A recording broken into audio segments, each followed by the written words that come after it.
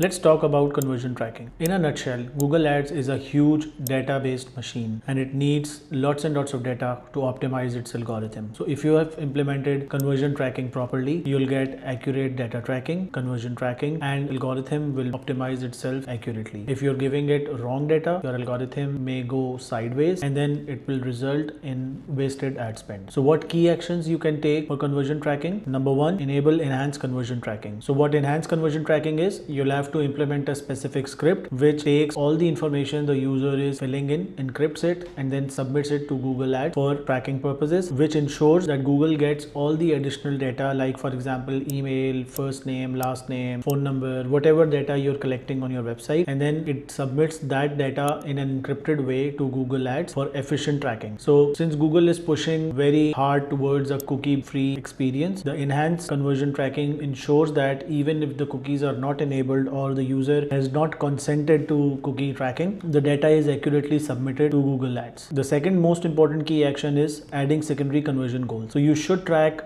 deeper funnel action, like for example sales qualified leads or opportunities, in addition to basic conversions like signups. Typically in a lead gen account, or especially for SaaS based accounts, so the sales cycle may involve additional conversion actions, like for example a person has submitted a lead form, then you qualify the lead, and then you finally mark it as purchase lead or a contract signing lead. Sign up may be done over the website, but the additional conversions may be done offline. So you should track additional secondary conversion goals like qualified leads and finalized leads or purchase leads, and then submit its data to Google Ads so that the algorithm is optimized correctly. Why it works? Accurate conversion tracking allows you to assess the true value of your Google Ads campaigns, helping you make better decisions, as well as it optimizes the Google Ads algorithm for future bidding enhancements and smart bidding activities. So let's talk about some tips. Number one, review your setup regularly. Periodically audit your conversion tracking to ensure it's capturing the right events. Google generally provides some alerts as well if your conversion tracking is not working correctly, but you should go into the goals section of your Google Ads account and then review the conversion tracking actions, and if there are any alerts or diagnostic issues that are being reported there, you should get them resolved ASAP. You should also integrate your Google Ads account with CRM so that a user performs an action, a conversion action on your website, its Google Click ID and other additional variables are captured by the CRM. For example, HubSpot does it automatically, and then you can use these click IDs to manually upload sales qualified leads or purchase leads or signed agreement leads, whatever you have closed, back into the Google Ads account. Leverage Google Tag Manager. Google Tag Manager is a very powerful tool to manage all of these scripts and integrating different types of third-party services, and also to track different types of actions on your website. You don't have to add multiple types of scripts directly to the website code. You just need to integrate the Google Tag Manager to the website, and then you can define all of those scripts and events and integrate all third-party systems via Google Tag Manager. It's a very powerful tool if you know how to use it effectively. Last but not the least, track offline conversions. If your sales cycle includes offline events, like for example sales qualified leads or purchase leads, if a lot of sales is happening in the offline world, generally in the lead gen accounts, the first action is usually done on the website and the remaining conversion actions are done offline. So you should track offline conversions, and for that you need the Google Click ID that I discussed in the previous tip. You should also set up offline conversion tracking in Google Ads and regularly upload qualified and converted lead data to optimize your campaigns. The more regularly you upload this data, Google knows how to optimize for offline conversions, which yields the true value of your Google Ads, because it may not generate true value on the first conversion, but yes, once you go farther into the sales cycle, the final conversion is the thing where you start getting revenues for your SaaS. We're going to talk about lookalike audience segments. So lookalike audience segments is a very important feature of Google Ads, which allows you to create lookalike audiences based on your existing customer list. So probably let this feature work, you'll need lots and lots of your first party data. What I mean by that, the data which is directly collected by you from your customers. So you probably can implement this strategy after your campaigns are running for maybe 3 to 4 months and you have sufficient number of conversions in your CRM, or maybe you have previously converted customer data from your other channels in your CRM. The recommended number of records is around 500 to 1000 customer records in a customer list, but you can start off with as low as 100 records as well. So once you have that data, you can upload that existing customer list into Google Ads, and then you can create lookalike audiences based on that customer data. So what are the key actions that you can take? You can upload your customer list to Google Ads to create a lookalike audience, and then you can use lookalike audiences in conjunction with specific keywords targeting to find users who are most likely to be interested in your product. So for example, if you upload your converted customer data into Google Ads and create a lookalike audience, it will help you out in expanding your reach to people who are more likely to convert. And then you can also adjust your ad copy to speak to the needs and pain points of the new highly targeted audience. If you can understand your currently converted customers' demographics, their needs and pain points, so naturally you can always refine your ad copy to talk to these lookalike audiences as well. Why it works? For example, you have data of 1000 customers or maybe 100 customers. If you are a small SaaS firm, you can use that data to create a lookalike audience which is far more in size than your converted list, and then you can scale your reach and scale your campaign with confidence that these customers and these new audiences are somewhat similar and highly lookalike to your existing converted customers. Some tips for success: if you buy off any users, any third party customer list, that won't work for you. You need to create high quality first party customer list that have actually bought your product. Otherwise, your lookalike audience will not be that accurate. Your ad spend wastage will increase dramatically. And then you can combine lookalike audiences with remarketing as well to create a highly focused campaign. And then through that campaign, you can target both existing and new users. And one important tip over here is that you can use variables in your ad copy to target both new and existing customers. Google will show specific ad copy to new customers versus a new ad copy to the existing customers. Then you can analyze the performance of lookalike campaigns separately to fine-tune messaging and targeting as well. And remember, you always have to create new campaigns for these type of activities so that your main campaigns, your